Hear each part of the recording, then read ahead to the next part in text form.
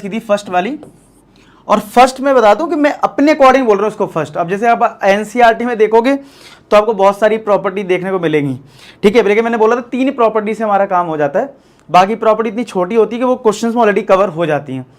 तो ठीक है, आपको वैसे ही पेपर में नंबरिंग नहीं लिखनी है कि भाई फ्रॉम एनसीईआरटी दिस प्रॉपर्टी, आप तो प्रॉपर्टी लिख दो ना कौन सी प्रॉपर्टी है। तो मैंने आपको बताई थी 0 से a fx dx जो होता है वो 0 से a, आपका जो फंक्शन में x है वो रिप्लेस हो जाता है a माइनस एक्स से। किससे रिप्लेस होता है? a माइनस एक्स से, ठीक है। ये आपको ध्यान रखना है। इस प्रॉपर्टी पे हमने क्वेश्चन किए थे, और अभी हमारे 7, 8, 9 हमने लास्ट लेक्चर में क्वेश्चन नंबर 6 तक कवर किया था। 7, 8, 9, 10 तक हमारा भी इसी प्रॉपर्टी से काम चल जाएगा। तो 10 तक पहले कंप्लीट कर लेते हैं, फिर हम रिमेनिंग 2 प्रॉपर्टी समझते हैं और उन पे क्वेश्चंस करने की कोशिश करते हैं। तो चलिए 7 देखते हैं। तो सबसे पहले आपको पता है 7th क्वेश्चन अगर प्रॉपर्टी बेस्ड है तो हमने डिस्कस किया था कि प्रॉपर्टी वाले क्वेश्चन आई लेना पड़ता है। जैसे हमने इसको ले लिया आई इज इक्वल टू 0 से 1 x ब्रैकेट 1 माइनस एक्स की होल पावर n dx, ठीक है। क्या हम इसको डायरेक्ट सॉल्व कर सकते हैं? तो आंसर आएगा नहीं। क्यों?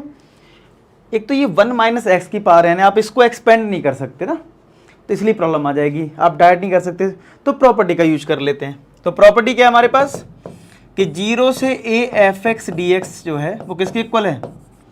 0 से a F of a minus x D x के। मतलब आप अपने जहां भी x है, मतलब कोई फंक्शन अगर आपको दे रखा है तो वहां पे जहां पे भी x लिखा है आप उसमें x को रिप्लेस कर सकते हो a माइनस एक्स से। चलो सब्स्टिट्यूट कर देते हैं इसमें, तो कितना आ जाएगा i इक्वल टू, तो i इज इक्वल टू 0 से 1। अब ये जो x है वो रिप्लेस होगा a माइनस एक्स से, और a होता है अपर लिमिट यानी 1। तो इसका हमें x को रिप्लेस किससे करना पड़ेगा? a माइनस एक्स यानी कि 1 माइनस एक्स से। तो जहां जहां x है उसको हमें रिप्लेस करना होगा 1 माइनस एक्स से। तो ये जो x है वो 1 माइनस एक्स से रिप्लेस हो गया, ब्रैकेट 1 माइनस ये वाला x रिप्लेस हो गया 1 माइनस एक्स से, bracket close, power n dx। ऐसे ही तो आएगा। तो i इज इक्वल टू क्या हो गया? 0 से 1 1 minus x bracket 1, bracket open करो, माइनस का 1 प्लस का x पावर n dx। तो i इक्वल टू 0 से 1 1 माइनस एक्स, 1 से 1 कट गया, ये हो गया x की पावर n dx। अब आपको अगर याद हो तो मैंने आपसे बोला था जब हम फर्स्ट प्रॉपर्टी लगाते हैं तो 90% क्वेश्चन में ऐड करते हैं, लेकिन इस मैंने बोला था कुछ में ऐड नहीं भी करते हैं। अगर आपको लगता है कि जो आपका सिंप्लीफाइड रिजल्ट आया है वो इजी है, आप खुद सोचो ना, इसको आप इंटीग्रेट बड़े आराम से कर सकते हो। अगर इस x की पावर n का मल्टीप्लाई इसमें कर दो और इसमें कर दो, काम खत्म हो जाएगा। अब खुद से सोचो अगर तुम इसको ऐड करोगे तो सिंप्लीफाई कुछ नहीं होने वाला। चाहे करके देख लो, मैं करके दिखाऊं। अगर मैं ऐड करूं x ब्रैकेट 1 माइनस एक्स की पावर n में इसको 1 माइनस एक्स की पावर, मतलब ये क्या कुछ सिंप्लीफाई हो पाएगा? ये नहीं हो पाएगा। करके देखो क्या हो पाएगा सिंप्लीफाई? इतनी बड़ी पावर, ये तो कॉमन आएगी नहीं, तो सिंप्लीफाई होगा नहीं। तो मैंने आपको यही समझाया था कि जब ऐड करने से कोई फायदा ना हो रहा हो तो देख लेना जो सेकंड कंडीशन आई है पक्का वहीं से सॉल्व हो रहा होगा क्वेश्चन। तो ये हो रहा है तो हम यहीं से सॉल्व कर देंगे इसको और आंसर निकाल देंगे।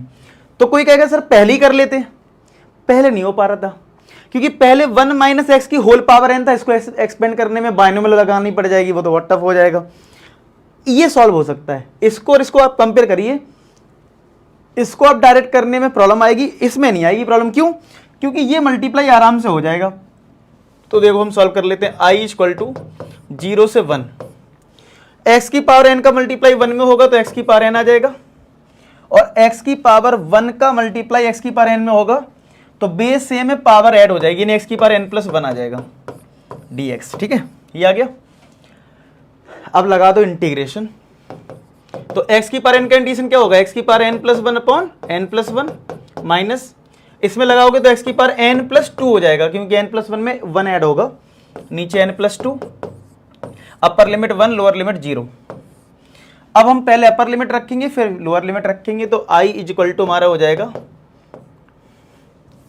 पहले अपर लिमिट रख देते हैं 1, तो 1 की power n plus 1 upon n plus 1 minus 1 की power n plus 2 upon n plus 2, ये अपर लिमिट हो गया, बीच में माइनस। जब लोअर लिमिट रखोगे 0 तो ये 0 बन जाएगा, 0 माइनस 0 आएगा, 1 की पावर कुछ भी होगा 1 आएगा, ये n+2 आएगा। आप एलसीएम ले लो, n+1 n+2, तो ये आ जाएगा n+2 इधर, बीच में माइनस, फिर n+1 इधर आएगा और माइनस का मल्टीप्लाई होगा, तो फाइनली आ गया 1/n+1 n+2। ये हमारा आंसर आएगा। आप बुक में चेक कर लीजिए, एनसीईआरटी मेरे पास हमेशा रहती है, मैं देखता हूँ। 7th क्वेश्चन है ना हमारा, ये 7th का आंसर है 1/n+1 n+2, बिल्कुल सेम यही आंसर आ रहा है, आप लोग भी नोट कर लें, ठीक है। तो यहाँ से इस क्वेश्चन से यही सीखने को मिला कि अगर ऐड करने से कोई बेनिफिट नहीं हो रहा है तो देख लिया करो ये वाली कंडीशन कैसी है, और उसी से आंसर निकाल सकते हैं आप, ठीक है।